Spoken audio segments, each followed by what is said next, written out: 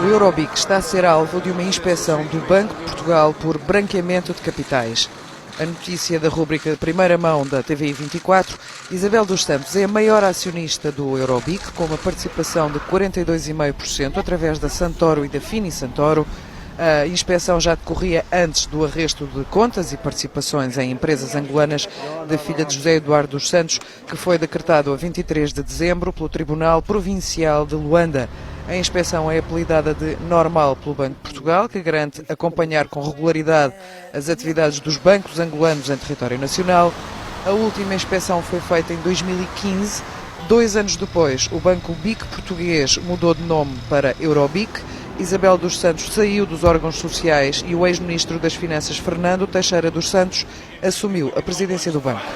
Depois do arresto, decidido há uma semana, o supervisor comunicou estar atento a todos os fatos novos que possam ser relevantes para efeitos de reavaliação da idoneidade de Isabel dos Santos, mas a instituição, liderada por Carlos Costa, lembrou também que Isabel dos Santos não integra o Conselho de Administração de qualquer entidade que esteja sujeita à supervisão do Banco de Portugal.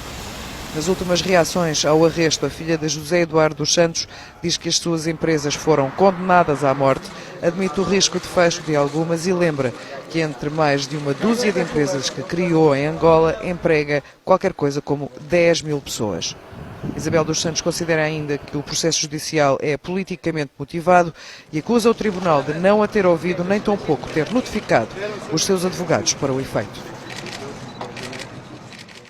O jornalista Pedro Santos Guerreiro reuniu estas informações que trazemos aqui em primeira mão. Boa noite, Pedro. Pergunto-te se, na tua opinião, isto significa que estamos aqui a assistir ao início de um novo capítulo nas relações dos diversos poderes com a vida empresarial de Isabel dos Santos. E que impacto é que isto pode ter na economia portuguesa?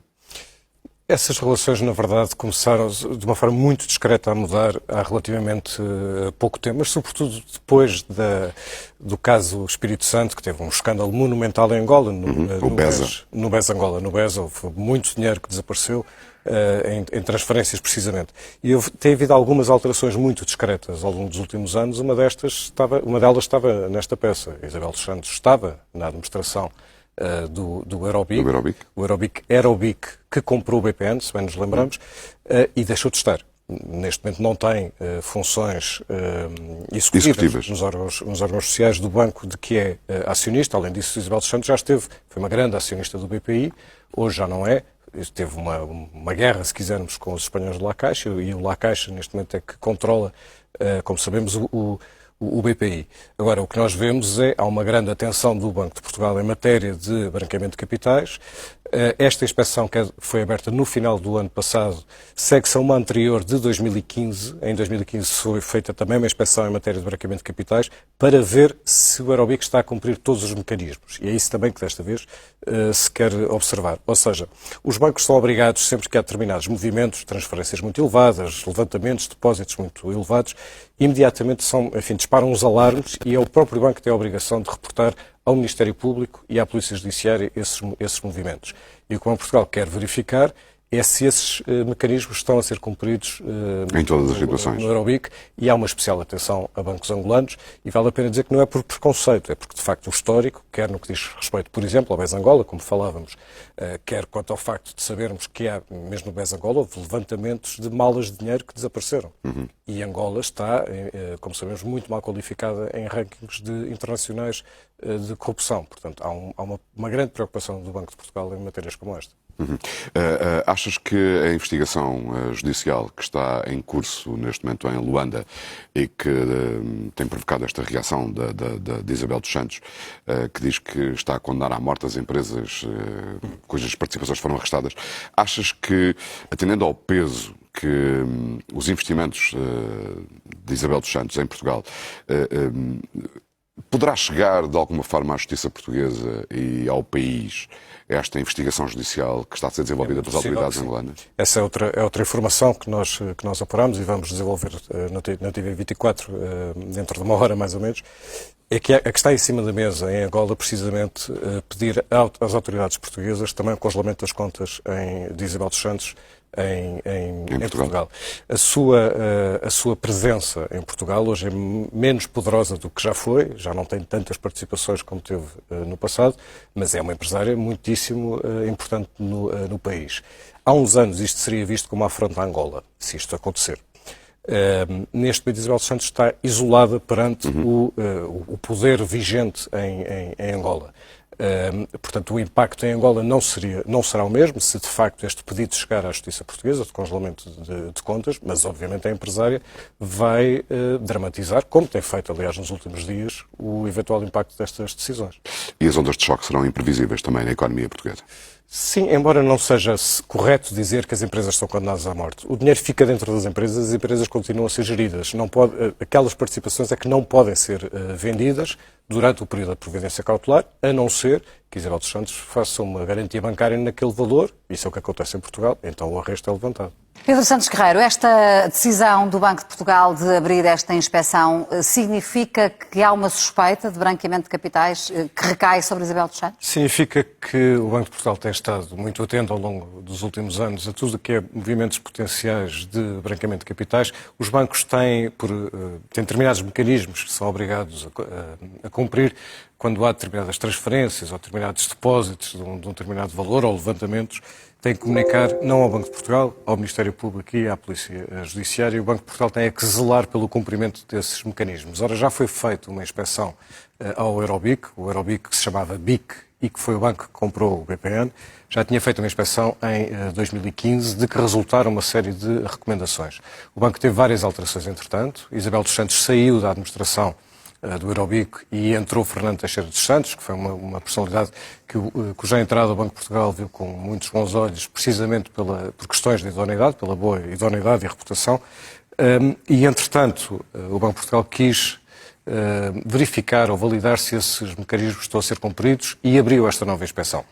Esta inspeção foi aberta antes destas últimas notícias em Luanda, acabam por coincidir enfim, veremos se de facto... Ou seja, é apenas uma coincidência pelo facto de acontecer numa altura em que precisamente Isabel dos Santos é alvo deste arresto por parte do Banco. Há uma coisa que não é coincidência, se quiser. Há uma coisa que não é coincidência. Há muito mais verificação sobre a atividade, se quisermos, nomeadamente em Portugal, de determinados empresários angolanos, como é o caso de Isabel dos Santos. Isabel dos Santos era uma grande acionista do BPI, teve uma guerra acionista do BPI com os espanhóis do La Caixa, e o La Caixa acabou por ficar a controlar o BPI.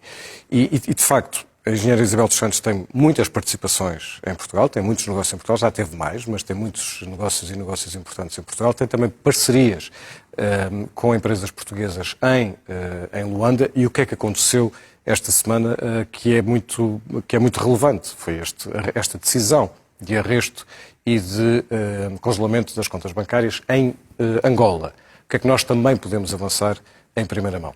É que a equipa de investigação angolana teve em cima da mesa, colocou em cima da mesa a hipótese de pedir também a Portugal que faça o congelamento das contas de Isabel dos Santos. Aliás, não foi só Isabel dos Santos, foi Isabel dos Santos, o seu marido, Sindica do Colo, que também tem atividade em Portugal, chegou a ser anunciado, nomeadamente para o Porto, para a Casa Manuel Oliveira, o depósito da sua coleção de arte, e a terceira pessoa, Mário Leite da Silva, que é o advogado, mas também o gestor de Isabel dos Santos, braço direito, se quisermos, de Isabel dos Santos. Os três foram alvo dessas decisões.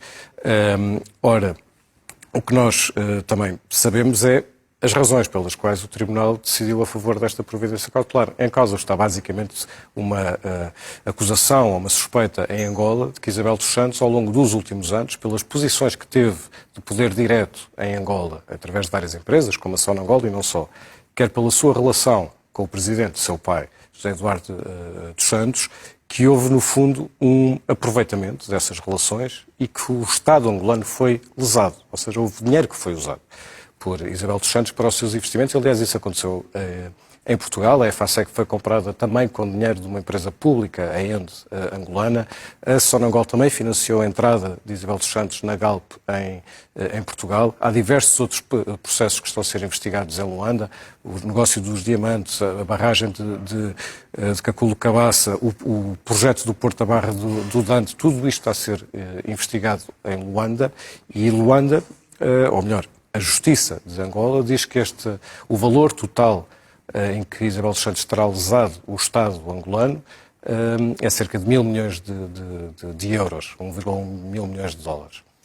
A empresária Isabel dos Santos tem feito várias intervenções esta semana, várias reações, nomeadamente através das redes sociais, e uma das coisas que ela diz é que está a ser julgada sem ser ouvida e queixa-se também de perseguição política.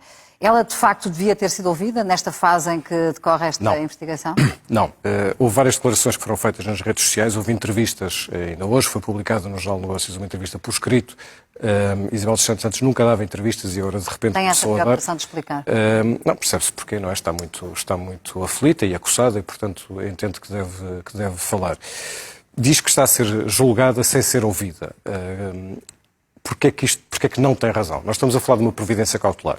Portanto, o Tribunal ainda não decidiu se, de facto, os bens de Isabel dos Santos e as suas contas reverterão depois a favor de um pagamento. O que decidiu foi aceitar uma providência cautelar que arresta esses bens para o caso de depois, mais tarde, eles terem que ser executados. Se fosse em Portugal, era isto que acontecia. Quando em Portugal,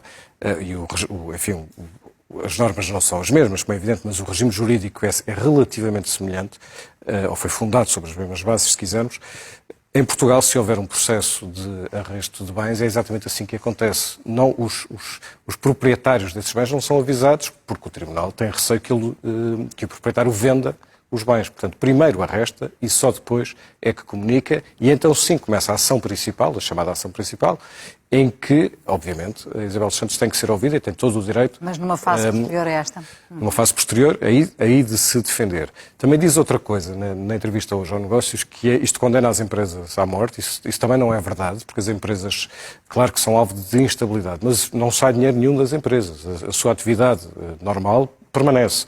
O que acontece é que a sua acionista não pode fazer nenhuma venda das suas participações. Em relação à terceira coisa de que falavas, que tem a ver com as motivações políticas de que Isabel dos Santos fala sobre este processo. Isto é um processo judicial, não é um processo político. Mas nós podemos observar duas coisas. Uma é que tem havido, ao longo dos últimos anos, com o novo presidente, João Lourenço, muitas exonerações em Angola de pessoas que estavam ligadas ao regime anterior, e os familiares de José Eduardo Santos, os filhos, foram afastados de cargos que eram absolutamente decisivos em Angola. Não se vê o mesmo tratamento em relação a todas as pessoas que faziam parte de uma certa oligarquia, se quisermos, que estava próxima que estava ligada ao anterior regime, e algumas dessas pessoas permanecem e não estão a ser alvo do mesmo tipo de ações. Isabel dos Santos diz que isto são motivações políticas porque o Presidente João Lourenço quer esconder, estou a citá-la, o fracasso da sua política económica. É verdade que Angola está com gravíssimos problemas, esses problemas não foram inventados por este Presidente, pelo contrário, são problemas que vêm de trás. Angola tem fraquíssimo crescimento económico, muito dependente do preço do petróleo, tem uma dívida pública quase nos 100%, que até é menos do que Portugal, em percentagem do PIB, mas Angola tem gravíssimos problemas de tesouraria, portanto, para pagar as suas dívidas, paga taxas de juros muito altas, tem um desemprego na casa dos 30%, uma inflação na casa dos 25%, teve de recorrer ao FMI, tem uma má reputação em rankings internacionais de corrupção, e uma das motivações de tudo o que tem acontecido é também isso, é tentar melhorar a imagem, a reputação externa para poder atrair investidores. Agora, também é verdade o seguinte: em Angola, no atual regime, há suspeitas ou receios, se quisermos, de que Isabel dos Santos se queira candidatar à presidência de Angola. Nós não podemos dizer que Isabel dos Santos quer, não temos informação para isso, mas estamos em condições de avançar, que há em Luanda quem tenha esse receio, no atual regime, quem tenha esse receio. Isto Isabel dos Santos não diz nas entrevistas, mas é possível, nós podemos admitir que no fundo também está a falar... Que é isso que ela se está a referir. Quando fala de questões políticas está também a falar disso.